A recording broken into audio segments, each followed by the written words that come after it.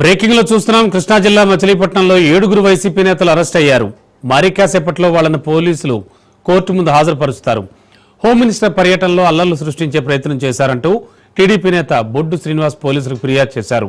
దీంతో 19 మంది వైసీపీ నేతలపై పలు సెక్షన్ల కింద కేసులు నమోదు చేశారు. మొత్తం 19 మందిలో 7 అరెస్ట్ చేశారు. ఇక A19 గా మాజీ మంత్రి పేర్ని నాని కుమారుడు కిట్టు ఉన్నారు. మాజీ మేయర్ మోకా వెంకటేశ్వరమ్మ, డిప్యూటీ మేయర్లు మాడపాటి విజయలక్ష్మి, శీలం భారత్తో పాటు మహిళా కార్పొరేటర్లు వాణి, కుసుమ, బందెల కవితపై కూడా కేసులు నమోదు చేశారు.